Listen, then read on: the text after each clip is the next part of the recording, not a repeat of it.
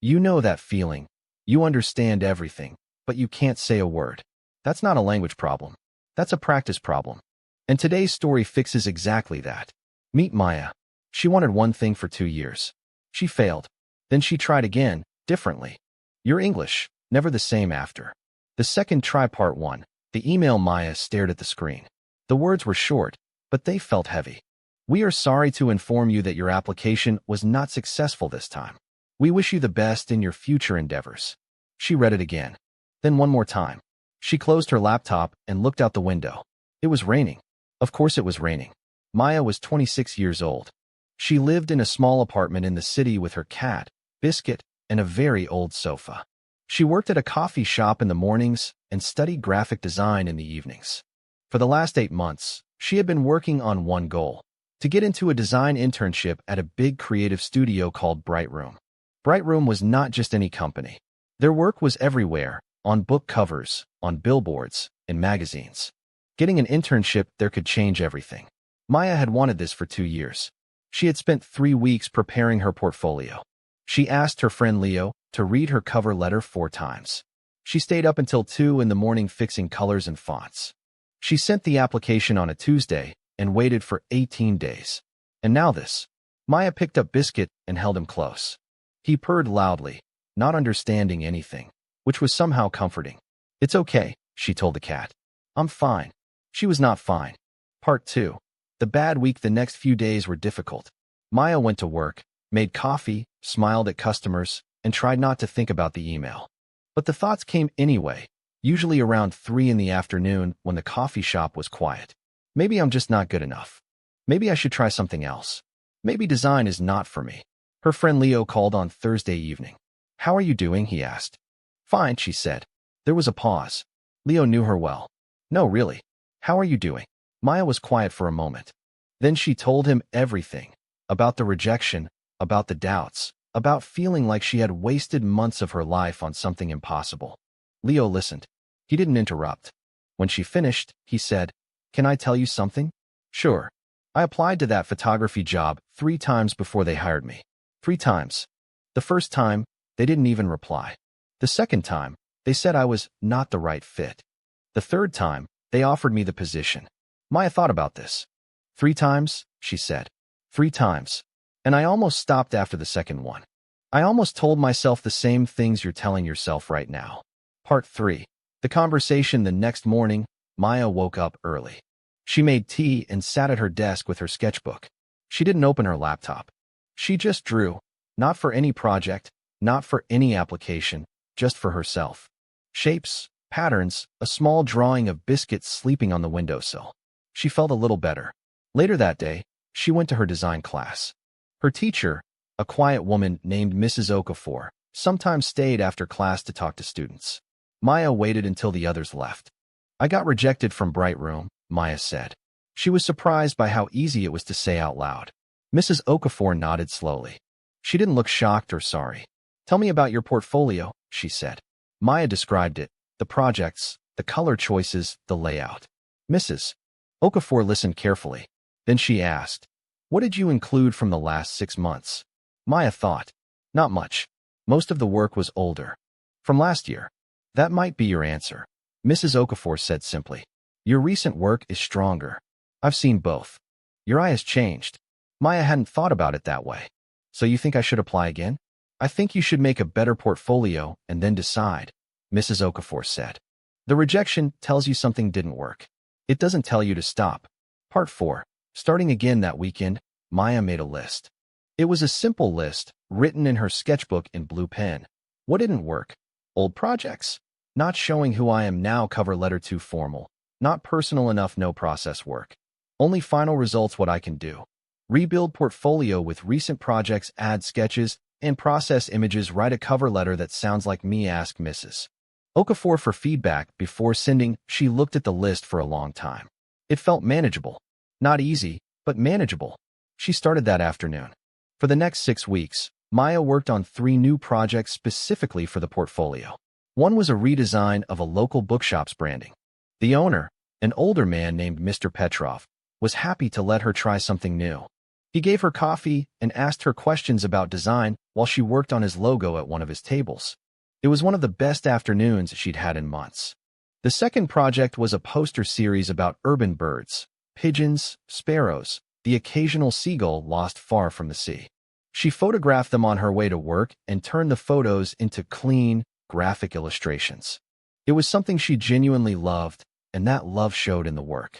The third project was more personal. She made a small book, just 20 pages, about her grandmother's recipes. She combined typography, illustration, and old family photographs. When she showed it to her mother cried a little and asked for a copy. Leo saw the new work and said, "This is different. This is really you." Part 5. The letter writing the cover letter again was hard. The first version sounded too professional and cold. The second version sounded like she was apologizing for existing. The third version was too long. The fourth version was better, but something was still missing. Maya went back and read the original letter she had sent, the one that came with the rejected application. It was technically correct. It had all the right words. But reading it now, she couldn't hear herself in it. It sounded like a letter written by someone performing the idea of a designer, not an actual person who loved design. She closed the old letter and opened a blank document. She wrote, "I am applying to Bright Room because I believe in what you make." Then she kept writing. She wrote about the bookshop project and why it mattered to her. She wrote about the bird posters and how she noticed pigeons differently now. She wrote one sentence about her grandmother's recipe book and what she learned from making it. She did not use the phrase, "I am a passionate and dedicated individual," even once. When she showed the letter to Mrs. Okafor, her teacher read it twice and then said, "Now it sounds like someone I'd want to meet." Part 6. Sending it the night before she sent the application, Maya couldn't sleep. She lay in bed with biscuit on her feet and thought about the possibilities. Maybe they would reject her again. Maybe the new work still wasn't enough.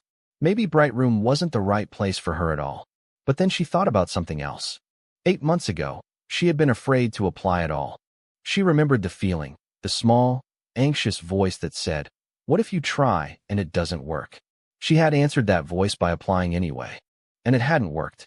And here she was, still trying, with better work, a better letter, and a clearer sense of who she was as a designer.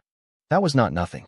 Even if Bright Room said no again, she had 3 new projects she was proud of. She had helped Mr. Petrov's bookshop look beautiful. She had made her mother cry, in a good way. She had learned that her best work came from things she genuinely cared about. The rejection had taught her that. She sent the application at 9 in the morning. Then she went to work and made coffee and tried not to check her email too often. Part 7. The wait 2 weeks passed. Then 3. Maya started to prepare herself for another rejection. She thought about what she would do, maybe apply to other studios, maybe do more freelance work, maybe take a short course in motion design that she'd been curious about for a while. Life continued. Mr. Petrov put her logo design in his shop window. A few people stopped to take photos of the bird poster series when she displayed them at a small local exhibition. Her mother showed the recipe book to her friends. On a Wednesday afternoon, quiet in the coffee shop, rain again outside, her phone buzzed. It was an email from Bright Room. Maya's hands were suddenly cold. She opened it slowly. "Dear Maya, thank you for your application. We were very impressed by your portfolio, especially your recent projects. We would love to invite you for an interview next week." She read it 3 more times. Then she went to the back room, sat down on a stool, and put her face in her hands, not from sadness, but from something that was difficult to name. Relief, maybe, or surprise, or simply the feeling of having wanted something for a very long time, and then, suddenly, being one step closer to it. Her colleague knocked on the door. "Maya? You okay?" "Yes," she said. Her voice was a little strange. "I'm really okay." Part 8. What she learned: the interview went well. Maya was offered the internship.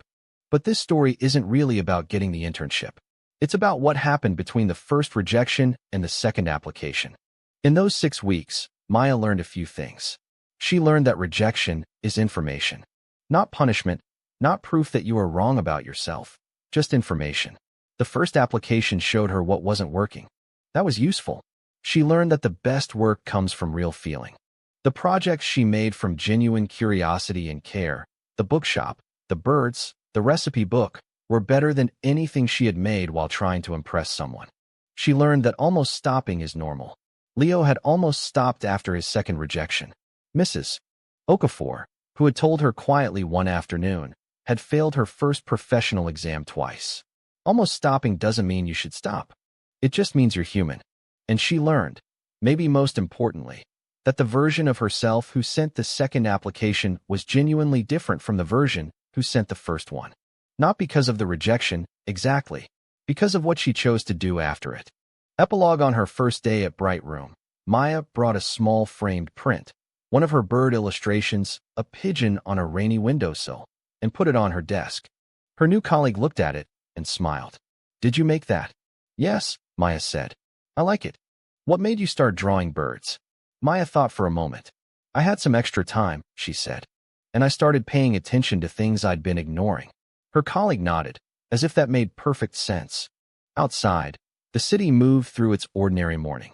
Somewhere, a pigeon sat on a ledge, entirely unbothered, watching the street below. Maya opened her laptop and got to work.